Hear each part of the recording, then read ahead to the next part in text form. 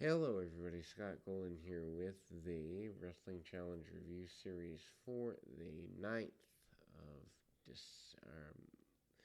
of September, not December, not there yet. 9th of September, 1991. We get a few more of these 91 available here, and ultimately that leads us in a positive direction. Um, September is always kind of a flat month in a lot of ways for WWE in the sense that they don't have a lot going on post SummerSlam, although they kind of do some fall reset of storylines. Anyway, Gorilla Monsoon and Bobby Heenan featuring footage of Randy Savage and Miss Elizabeth's wedding reception being held post SummerSlam, where Jake Roberts and The Undertaker attacked Savage after Elizabeth had opened a present with a King Cobra inside. Sid Justice eventually makes the save and scares them off. This is a phenomenal angle. I covered it in the Superstar series, but as a child, I remember being really inspired by this. Also, including a special report segment showing highlights from last week's funeral parlor segment with Bobby Heenan and Roddy Piper from Superstars, including Ted DiBiase and Sherry Martel, as guests on the barbershop, in which DiBiase claimed he lost the $1 million title to Virgil because of a uh, biased officiating and promised to win it back, which he eventually does. Um, the Big Boss Man defeats Scott Corderono 231 sidewalk slam, slides through with the uppercut, drapes the neck of his opponent over, and ultimately leads to a very basic series of maneuvers there. And he manages to hit a couple of maneuvers along the way.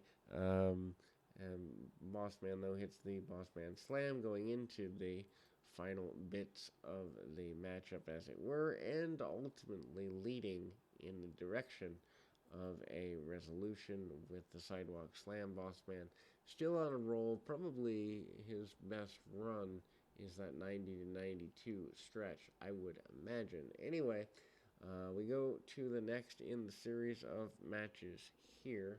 That happens to be Greg Valentine, Bob Bradley, figure 4, 234.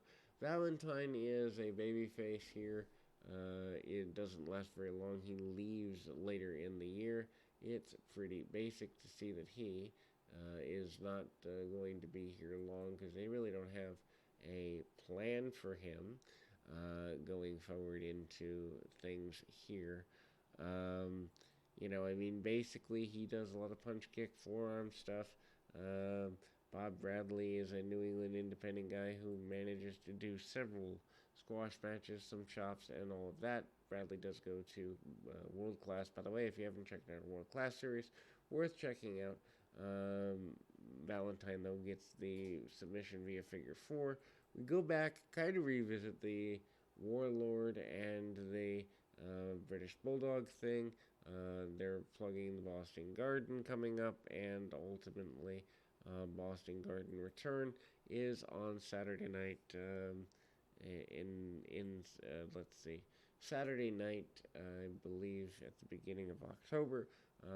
Dragon Ricky Steamboat kind of going into it with Paul Roma, kind of starting to split up Power and Glory. Then we see Colonel Mustafa coming down to the ring. Mustafa by himself more than with Slaughter, kind of a little disowned, although he is not completely disowned by General Adnan, who is still with him upon occasion. Of course, Colonel Mustafa is otherwise known as the Iron Sheik, gut wrench suplex by the Sheik, aka Colonel Mustafa, going forward, and he does a bunch of posing. He does a bunch of basic maneuvers along the way, and ultimately hits the camel clutch, defeating Bill Pierce submission 2 minutes 20 seconds. During the bout, Mustafa and Adnan cut a inset promo basically saying that Sergeant Slaughter should retire, starting his run back towards babyfacedom for Sergeant Slaughter. Natural disasters with Jimmy Hart defeating Philopolo and Paul Perez. 323. Earthquake pins Apollo with a sit-down splash following a regular vertical splash from Typhoon.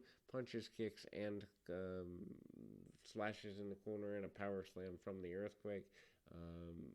One-sided match there, obviously. natural disasters, getting ready throughout this season for the run that ends up being the um, run towards the tag team championships later in time. Ricky Steamboat defeats Brian Donahue 222 with a flying body press. Steamboat does the breathing of fire. Skinner cuts a promo on Steamboat. Skinner basically says he can skin the dragon, and although that doesn't come to be, they have a feud throughout the, I guess, late fall, although Steamboat leaves pretty quickly.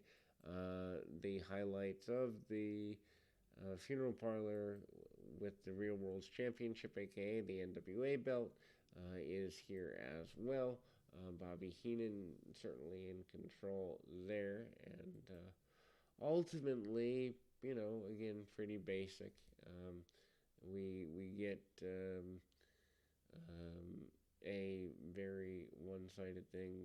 Ted DiBiase in inset promo says he will get even with Virgil for defeating him for the $1 Million belt at SummerSlam.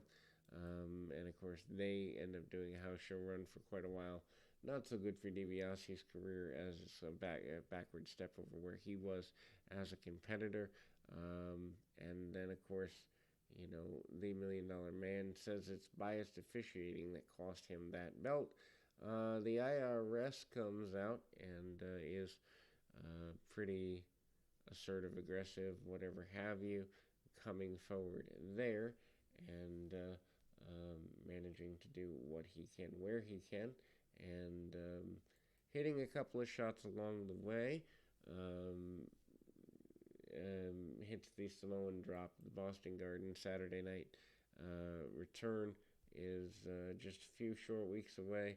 Sid Justice also manages that he'll get even with The Undertaker. Justice kind of looks like a baby face without a home at this point. Also kind of takes over in the Jake Roberts feud before blowing out his tricep within the next couple of months. Basic attempt to get Justice over doesn't really work, but we'll be back with more right after this.